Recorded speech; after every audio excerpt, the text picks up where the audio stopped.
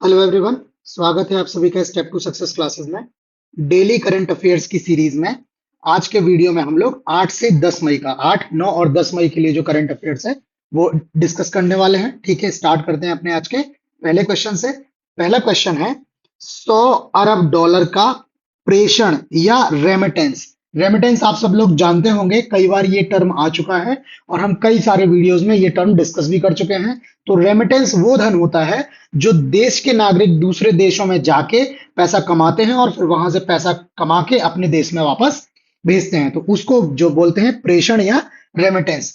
तो 100 अरब डॉलर का प्रेषण या रेमिटेंस प्राप्त करने वाला पहला देश बन गया है। ऑप्शंस है भारत, मैक्सिको, चीन और फिलीपींस। तो इसका जो सही जवाब है वो ऑप्शन ए भारत है। 100 अरब डॉलर का प्रेषण प्राप्त करने वाला दुनिया का जो पहला देश है वो भारत बन गया है। ये जो आंकड़े आए हुए हैं ये संयुक्त राष्ट्र प्रवासन agency UNMA, United Nations migration agency के अनुसार जो है भारत 2022 में करीब 111 बिलियन डॉलर का जो है इनको प्रेषण प्राप्त हुआ है। ठीक है, आप अरब को बिलियन में कन्वर्ट करेंगे या बिलियन को अरब में कन्वर्ट करेंगे तो डेटा मैच हो जाएगा। ठीक है, बाकी अगर शीर्ष 5 देशों की बात करें तो शीर्ष 5 देशों में सबसे ऊपर भारत, फिर मैक्सिको, चीन, फिलीपींस और फ्रांस। ये 5 देश हैं दुनिया के शीर्ष प्रेषण या रेमिटेंस प्राप्त करने वाले देश। ठीक है, और सबसे ज्यादा जो पसंदीदा स्थान है प्रवासी श्रमिकों के लिए है वो है खाड़ी देश, गल्फ कंट्री। और यहां पर विशेष रूप से भारत, मिस्र, बांग्लादेश, इथोपिया और केन्या के लोग वहां पहुंचते हैं, काम करते हैं और वहां से जो है पैसा कमा के अपने अपने देशों में वापस भेजते हैं। ठीक है, और अगर बात करें अंतरराष्ट्रीय प्रवासियों की संख्या की तो विश्व स्तर पर सबसे ज्यादा संख्या जो है अंतरराष्ट्रीय प्रवासियों की वो भारत में है। ठीक है, अगला क्वेश्चन देखते हैं। अगला क्वेश्चन है, किस राज्य की राज्यपाल अनसुईया उइके, ये राज्यपाल जी का नाम है अनसुईया उइके, ने स्कूल ऑन व्हील्स पहल की शुरुआत की है। ऑप्शन है मेघालय, जम्मू कश्मीर, मणिपुर और लद्दाख। तो इसका सही जवाब ऑप्शन सी, ये मणिपुर राज्य की जो राज्यपाल है अनसुईया उइके जी, इन्होंने स्कूल ऑन व्हील्स पहल की शुरुआत की है। ये आप लोगों को अगर याद हो तो मणिपुर में अभी जो है वो काफी ज्यादा लेवल पे क्या है एथनिक वायलेंस हुआ, जातीय हिंसा हुई। ठीक है, तो उस जातीय हिंसा से प्रभावित होने के कारण बहुत सारे बच्चे जो हैं, बहुत सारे छात्र जो हैं वो राहत शिविरों में निवास कर रहे हैं। तो वैसे छात्रों से कनेक्ट करने के लिए, जोड़ने के लिए ये एक जो है वो राज्यपाल जी का एक जो है कदम है। ठीक है, इसमें स्कूल बस जो है उसमें लाइब्रेरी, स्मार्ट टीवी, कंप्यूटर और खेल का सामान जो है इसमें लगा होगा और ये जो है शिक्षक के साथ राहत शिविरों तक पहुंचेगी और बच्चों को वहां पर अध्यापन का कार्य करेगी। ठीक है, डेटा जो है वो ये है कि अभी तक जो है मणिपुर के करीब 480 राहत शिविरों में 18,000 छात्र जो है, लगभग 18,000 छात्र जो हैं वो शिविरों में रह रहे हैं और ये जो है स्कूलों तक इनकी पहुंच नहीं है। तो इनका भविष्य को ध्यान में रखते हुए, इनके अध्ययन अध्यापन को ध्यान में रखते हुए ये मणिपुर के राज्यपाल का जो है ये एक काफी सराहनीय कदम इसको कह सकते हैं। अगला क्वेश्चन है, वैश्विक ऊर्जा थिंक टैंक एम्बर, इसका थिंक टैंक का नाम है एम्बर, की नई रिपोर्ट के अनुसार 2023 में भारत सौर ऊर्जा के उत्पादन में किस स्थान पर आ गया है। ठीक है, तो सही इसका जो ऑप्शन है पहला, दूसरा, तीसरा और चौथा। तो इसका सही जवाब ऑप्शन डी, जो भारत है वो विश्व में सौर ऊर्जा के उत्पादन में चौथे स्थान पर आ गया है। ठीक है, ये रिपोर्ट जो है एम्बर के वैश्विक बिजली समीक्षा जो इसका डिपार्टमेंट है उस डिपार्टमेंट ने ये जो है वो रिपोर्ट दी है और इस रिपोर्ट के अनुसार पिछले वर्ष यानी 2023 में भारत की जो 5.8% बिजली है, भारत में जितनी बिजली जो है उत्पादित होती है उसमें से 5.8% बिजली का उत्पादन जो है वो सौर ऊर्जा से किया गया है। ठीक है, और सौर ऊर्जा जो है वो वर्तमान में दुनिया में सबसे तेजी से बढ़ने वाला बिजली का स्रोत बना हुआ है। ये कई सालों से, लगातार 19 सालों से जो है वो सौर ऊर्जा दुनिया में सबसे तेजी से बढ़ने वाला, ठीक है, ग्रोथ करने वाला। तो हो सकता है आपसे कभी पूछा जाए इस तरह का डेटा जो करंट से ही समहाउ रिलेट कर जाता है और वैसे भी आपका स्टैटिक जीके का क्वेश्चन भी बन जाता है। ठीक है, बाकी सौर उत्पादन वृद्धि के मामले में भारत चौथे स्थान पर, और भारत में जो एडिशन हुआ है वो हुआ है 18 टेरावाट घंटा, 18 TWH की जो है वो वृद्धि हुई है। ठीक है, और भारत जो है वो चीन, संयुक्त राज्य अमेरिका और ब्राजील, चीन में 156 टेरावाट घंटा का एडिशन हुआ है, संयुक्त राज्य अमेरिका में 33 टेरावाट आवर का एडिशन हुआ है, ब्राजील में 22 टेरावाट आवर का एडिशन हुआ है। तो ये तीन देश जो है वो भारत से आगे हैं, जबकि 18 टेरावाट घंटा के एडिशन के साथ भारत इसमें चौथे स्थान पर है। ठीक है, और एम्बर के ही अनुसार 2015 और 2023 के बीच दुनिया की सौर ऊर्जा जो है वो 6 गुने से अधिक बढ़ गई है। ये 6 टाइम्स से ज्यादा, जो 2015 में जो सौर ऊर्जा का उत्पादन होता था उससे वर्तमान में 2023 में करीब 6 गुना अधिक ऊर्जा का उत्पादन सूर्य के द्वारा जो है सोलर एनर्जी के द्वारा किया जा रहा है। ठीक है, अगला क्वेश्चन है, दुनिया के सबसे अमीर शहरों की नवीनतम रैंकिंग में प्रथम स्थान पर कौन सा शहर रहा है? टोक्यो, सिंगापुर, न्यूयॉर्क और लंदन। तो इसका सही जवाब जो है ऑप्शन सी, ये न्यूयॉर्क शहर जो है, संयुक्त राज्य अमेरिका का न्यूयॉर्क शहर जो है वो दुनिया के जो है वो सबसे अमीर शहरों की सूची में शीर्ष स्थान पर आया है। इसमें भारत के भी मुंबई जो है इस लिस्ट में 24वें स्थान पर, जबकि दिल्ली इसमें 37वें स्थान पर है। और ये दुनिया के 50 शहरों में, सबसे अमीर शहरों में भारत के इन दो शहरों ने अपनी जगह बनाई है। ये रिपोर्ट जो है या रैंकिंग जो है वो हेनले एंड पार्टनर्स और न्यू वर्ल्ड हेल्थ द्वारा रिपोर्ट जारी की है, और जिसमें सबसे शीर्ष स्थान पर न्यूयॉर्क है। यहाँ पर एक टेबल भी लगाई हुई है। ये टेबल में सबसे पहला स्थान जो मिला है न्यूयॉर्क, संयुक्त राज्य अमेरिका का। दूसरे स्थान पर बे एरिया है, ये भी संयुक्त राज्य अमेरिका का है। तीसरे स्थान पर जापान का टोक्यो, चौथे स्थान पर सिंगापुर, और पांचवें स्थान पर यूनाइटेड किंगडम या ब्रिटेन का लंदन जो है। ये दुनिया के 5 शीर्ष सबसे अमीर शहर है। ठीक है, ये जो लिस्ट वगैरह है, अगर आप चाहते हैं तो आप वीडियो को पॉज करके इसका स्क्रीनशॉट ले सकते हैं। अदरवाइज यहाँ नीचे हमारे टेलीग्राम ग्रुप का जो है यूजर नेम दिया हुआ है, उसके अलावा नीचे संस्थान का मोबाइल नंबर दिया है। इसके अतिरिक्त आप अगर वीडियो डिस्क्रिप्शन चेक करेंगे नीचे, तो उसमें टेलीग्राम का लिंक भी हमने दिया हुआ है।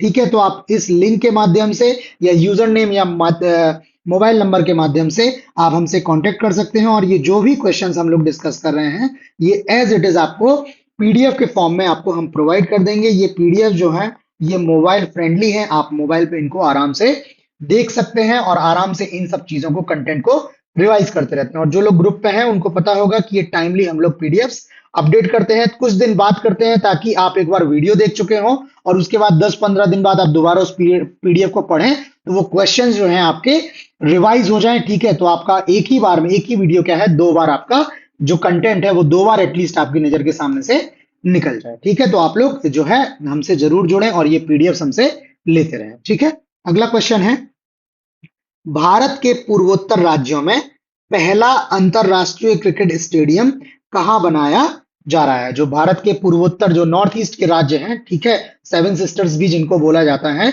तो उन राज्यों में सबसे पहला क्रिकेट स्टेडियम जो है वो कहां बनाया जा रहा है? मेघालय, मिजोरम, मणिपुर और त्रिपुरा।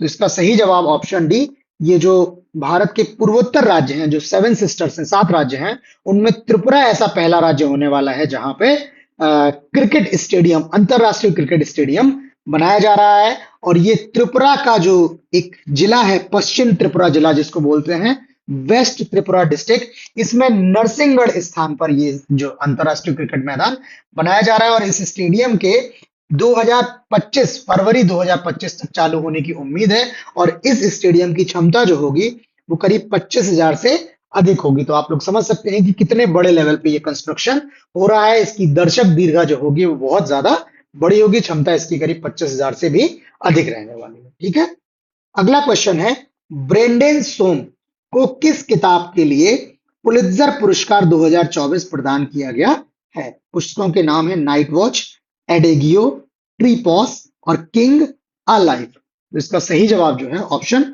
सी, ये ब्रेंडन सोम की जो कविताओं का संग्रह है, ठीक है, कविताओं का, ये कवि हैं, इनकी जो है कविताओं का संग्रह है, ट्रिपास नाम से बुक है इनकी। तो उस बुक के लिए इनको जो है कविताओं की श्रेणी में पुलित्जर पुरस्कार 2024 प्रदान किया गया है। यह पुरस्कार 6 मई 2024 को प्रदान किए गए और ये पुलित्जर पुरस्कारों की शुरुआत जोसेफ पुलित्जर द्वारा 1917 में की गई थी और ये पुरस्कार समाचार पत्र, पत्रिका और ऑनलाइन पत्रकारिता, साहित्य और संगीत रचना इन क्षेत्रों में जो है वो उपलब्धियों के लिए व्यक्तियों को, जो शीर्ष व्यक्ति होते हैं, उनको ये पुरस्कार दिया जाता है, जिसमें जो है हमारे ये ब्रेंडन सोम जी हैं, इनको इनकी किताब ट्रिपॉस के लिए पुरस्कार दिया गया है। ठीक है, अगला क्वेश्चन देखते हैं। किस देश द्वारा विदेश मंत्रालय के लिए AI generated, artificial intelligence generated या कृत्रिम बुद्धिमत्ता जनरेटेड प्रवक्ता पेश किया गया है? प्रवक्ता भी जो आप लोग देखते हैं ना कि ये विदेश मंत्रालय के प्रवक्ता हैं, तो वो अब प्रवक्ता जो होगा वो एआई होगा। आपको बताना है किस देश द्वारा, किस देश के विदेश मंत्रालय द्वारा ये बनाया गया है। यूक्रेन, रूस, अमेरिका और चीन। तो इसका सही जवाब ऑप्शन ए, ये यूक्रेन के विदेश मंत्रालय द्वारा एक नया एआई जनरेटेड प्रवक्ता पेश किया गया है। ठीक है, और इस प्रवक्ता का जो नाम रखा है इन्होंने, वो रखा है विक्टोरिया शी। ठीक है, तो जो विदेश मंत्रालय विभिन्न तरह की अपडेट देता है, तो अब यूक्रेन का जो विदेश मंत्रालय है वो इस कृत्रिम बुद्धिमत्ता प्रवक्ता, एआई प्रवक्ता विक्टोरिया शी के द्वारा ये सारी जानकारी जो है वो पब्लिक डोमेन में रखेगा। हालांकि जो बयान होंगे ये केवल ये प्रवक्ता पढ़ेगा, इनकी ड्राफ्टिंग जो होगी, इनकी जो इनका लिखा जाएगा वो इनका लिखा मनुष्यों द्वारा ही जाएगा। मतलब जो विदेश मंत्रालय के उनके जो अधिकारी होंगे, ऑफिशियल्स होंगे, उनके द्वारा इनको लिखा जाएगा। हाँ, इनको केवल पढ़ने का कार्य जो है ये एआई प्रवक्ता विक्टोरिया शी करेगा। और इस जो एआई प्रवक्ता विक्टोरिया शी है, इसके निर्माता है, इनका नाम है गेम चेंजर्स। ये गेम चेंजर्स नाम की एक टीम है, इनके द्वारा ये जो है इसका निर्माण किया गया है। और इस गेम चेंजर्स ने बहुत सारी सामग्री जो है, आभासी वास्तविक सामग्री, यूक्रेन के युद्ध में जो यूज हो रही है वो सारी सामग्री इन्होंने बनाई हुई। ठीक है, अगला क्वेश्चन है। किस राज्य के एक पारंपरिक कपड़ा कौशल अजरक को जीआई टैग या जियोग्राफिकल आइडेंटिफिकेशन, भौगोलिक संकेतक दिया गया है? ठीक है, ऑप्शन है राजस्थान, उत्तर प्रदेश, जम्मू कश्मीर और गुजरात।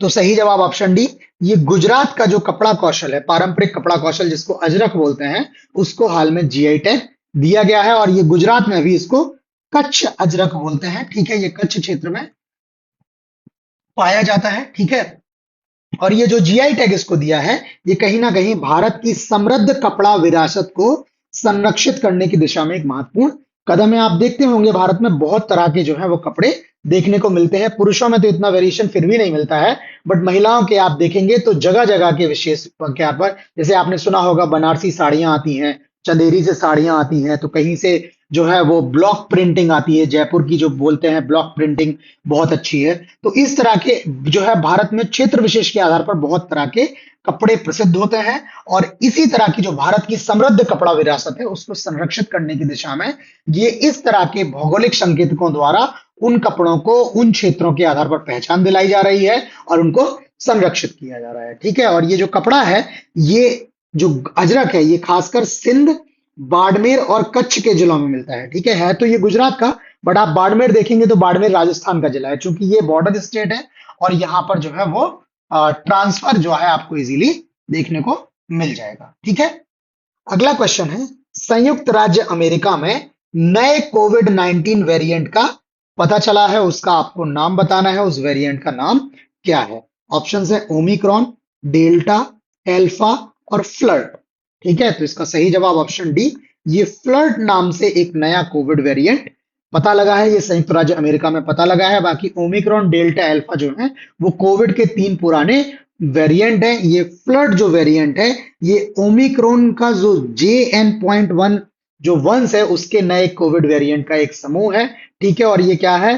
एडिशनल म्यूटेशन या अतिरिक्त उत्परिवर्तन के कारण ये KP.2 और KP.1 वेरिएंट को पिछले ओमिक्रॉन वेरिएंट की तुलना में अधिक संक्रामक माना जाता है। ये जो है वो ज्यादा तेजी से लोगों को प्रभावित कर रहा है। ठीक है, और अमेरिका में जो है वो पुरानी वेरिएंट की जगह पे अब ये नए फ्लर्ट वेरिएंट के जो है आपको जो संक्रमण है, ठीक है, वो आपको देखने को मिल रहे हैं। ठीक है, और यहाँ पर बहुत सारे लोग संक्रमित हो रहे हैं। हालांकि अभी एक जो है वो एक राहत देने वाली बात यह है कि इसमें अस्पताल में भर्ती होने वाले लोगों की संख्या में वृद्धि नहीं हुई है। मतलब लोग घर पे ही जो है वो उपचार करके, प्राथमिक उपचार करके, थोड़ी सी प्रिकॉशंस लेके जो है इसका मुकाबला कर सकते हैं। अगर इसके आप बात करें सिम्टम्स की, तो इसमें गले में खराश, खांसी, थकावट, नाक बंद होना, नाक बहना, सिर दर्द, मांसपेशियों में दर्द, बुखार और स्वाद या गंध का संभावित नुकसान जो है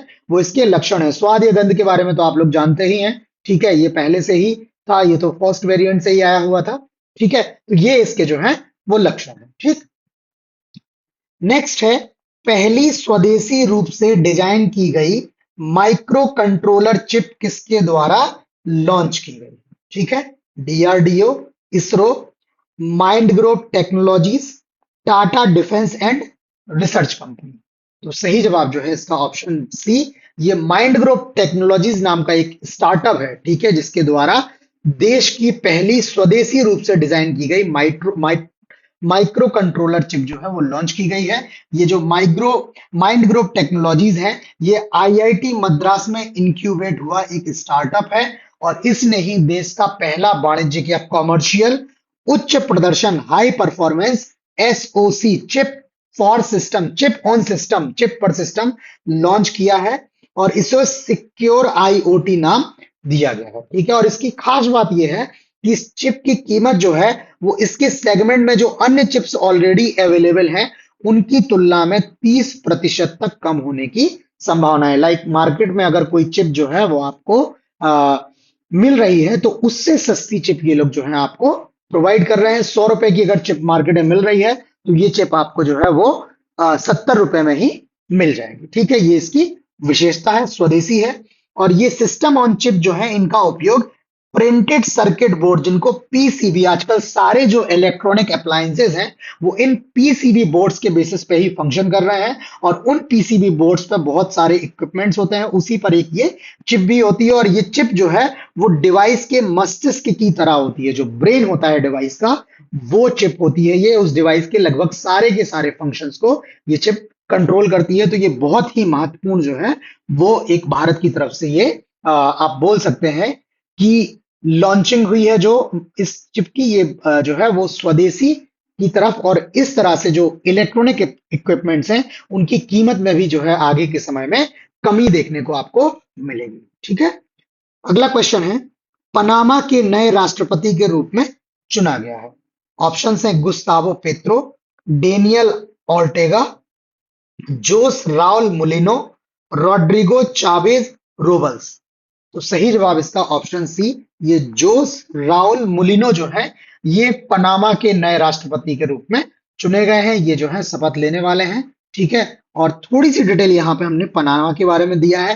पहले तो यहाँ पे मैप लगाया हुआ है, ये कैरेबियन सी है, ये पैसिफिक सी है, यहाँ पे कोलंबिया, कोस्टा रिका, निकारागुआ, ठीक है। और ये बीच में जो है आपका पनामा वाला एरिया आता है। आपको पनामा चैनल के बारे में भी आपने सुना होगा। तो ये एक मध्य अमेरिकी देश है, ठीक है। और इसकी सीमा कोस्टा रिका ये रहा यहाँ पे, और कोलंबिया ये रहा, इन दोनों से लगती हुई है। और ये पनामा की राजधानी जो है वो पनामा सिटी, जबकि यहाँ की मुद्राएं बाल्बोआ और यूनाइटेड स्टेट्स डॉलर, जो यूएस डॉलर है वो भी यहाँ पर जो है वो आधिकारिक मुद्रा, ऑफिशियल करेंसी है। ये ऊपर वाला एरिया जो है वो आप देखोगे तो मैक्सिको, और मैक्सिको के बाद यूएस आ जाएगा। और यहाँ नीचे जो है इसको आप लोग जानते हैं साउथ अमेरिका के नाम से। तो ये बीच में पनामा स्थित है, और ये कैरेबियन सी और पैसिफिक ओशन के बीच में है, ठीक है। पनामा चैनल के बारे में भी आप लोग जरूर पढ़ लीजिएगा, क्योंकि उसके बारे में भी क्वेश्चन दो, एक स्वेज चैनल और एक पनामा चैनल, ये तो बहुत इंपॉर्टेंट जो है वो रूट है, व्यापारिक है। तो इनका कब निर्माण हुआ, किसके कंट्रोल में है, किसको किससे अलग करते हैं, किसको किससे जोड़ते हैं, इस तरह की डिटेल आपके पास जरूर होनी चाहिए, और ये हमेशा आपके पास हैंडी होनी चाहिए आप कभी, ताकि इनके बारे में कभी भी आपसे पूछ लिया जाए तो आप तुरंत जवाब दे सकें। अगला क्वेश्चन है, मैड्रिड ओपन 2024 में महिला एकल का, वुमेन सिंगल का खिताब किसने जीता है? ऑप्शन है Iga Swiatek, Aryna Sabalenka, Cristina Bucsa, Sara Sorribes टोर्मो, ठीक है। तो इसका सही जवाब जो है ऑप्शन ए, ये इगा स्वेटेक जो है इन्होंने मैड्रिड ओपन 2024 में महिला एकल का खिताब जीत लिया है। और इन्होंने जो आर्यना सवालेंका है, इनको हराकर जो है वो जो है जीत गई हैं। और एक्चुअल में इसमें खास बात ये है कि ये जो मैच होता है ये क्ले कोर्ट पे होता है। ठीक है, ये जो कोर्ट होता है वो क्ले से बना होता है और इन्होंने पहली बार जो है वो क्ले कोर्ट टूर्नामेंट का फाइनल इन्होंने जीता है। ठीक है, बाकी ये जो मैड्रिड ओपन है ये 23 अप्रैल से 5 मई 2024 के बीच में मैड्रिड स्पेन में आयोजित किया गया। और ये टेनिस का टूर्नामेंट है। कई बार आपसे पूछ लिया जाता है, जैसे अभी हम लोगों ने आपको थॉमस कप और उबेर कप के बारे में बताया हुआ था, तो कई बार आपसे पूछ लिया जाता है कि थॉमस कप जो है वो किस खेल से संबंधित है, उबेर कप किस खेल से संबंधित है। तो वैसे ही ये मैड्रिड ओपन है, आपसे पूछा जा सकता है किससे संबंधित है, तो ये टेनिस का टूर्नामेंट है। और यहाँ पर जो है इसके पुरुष और महिला वर्ग के विजेता और उप विजेताओं की नीचे लिस्ट दी है। पुरुष एकल में एंडी रूविले विजेता हैं और इन्होंने फेलिक्स ऑगर अलिया सिमे को हरा के ये जीता हुआ है। महिला एकल की हम लोग चर्चा कर चुके हैं। ठीक है, बाकी अगर आप लोग चाहें तो आप हमसे जुड़ के टेलीग्राम व्हाट्सएप के माध्यम से जुड़ के ये सारे कंटेंट की, सारा जो भी क्वेश्चंस डिस्कस किया है सबकी पीडीएफ ले सकते हैं। और मैं आपको फिर से बोल दूं कि ये जो पीडीएफ हैं ये बहुत ज्यादा मोबाइल फ्रेंडली हैं, इनको आप मोबाइल में इजीली पढ़ सकते हैं। आप एक बार देखिए, चेक करके आपको खुद समझ में आ जाएगा कि आप इसको कितनी इजीली अपने मोबाइल के थ्रू देख सकते हैं। ठीक है, अगला क्वेश्चन है, विश्व एथलेटिक्स दिवस 2024 कब मनाया जाता है? ये 2024 नहीं होना चाहिए था, ये तो हर वर्ष ही मनाया जाता है। ऑप्शन है 6 मई, 7 मई, 8 मई और 9 मई। तो इसका सही जवाब ऑप्शन बी है। प्रति वर्ष 7 मई को विश्व एथलेटिक्स दिवस के रूप में मनाया जाता है, सेलिब्रेट किया जाता है। और इसको सेलिब्रेट करने का जो रीजन है वो क्या है, लोगों को फिटनेस के महत्व के प्रति जागरूक करने के लिए बनाया जाता है। और भारत जो है इस समय विशेष रूप से फिटनेस पर ध्यान दे रहा है, योग को आगे बढ़ा रहा है, लोगों से अपील कर रहा है कि आप व्यायाम करें। एक फिट इंडिया जो है वो चैलेंज भी बीच में सामने आया था, जिसमें भारत के जो है वो राजनीतिक जगत के बहुत से महत्वपूर्ण व्यक्तियों ने अपनी फिटनेस से रिलेटेड वीडियोस, अपनी स्ट्रेटजीज, वो किस तरह से जो है वो अपने आप को फिट रखते हैं उसके बारे में चर्चा की थी। ठीक है, और आजकल जो आप देखेंगे जनरेशन जो है वो फिटनेस को लेके काफी जो है अवेयर है, काफी जागरूक है। ठीक है, बाकी इस वर्ष जो विश्व एथलेटिक्स दिवस था उसका विषय या थीम है वो रहा है वर्ल्ड माइल चैलेंज। ठीक है, वर्ल्ड माइल चैलेंज ये इसका थीम रहा है। ठीक, तो आज करंट अफेयर्स में इतना ही। आपको वीडियो कैसा लगा प्लीज अपना लाइक और कमेंट के माध्यम से हमें अपना फीडबैक जरूर दें।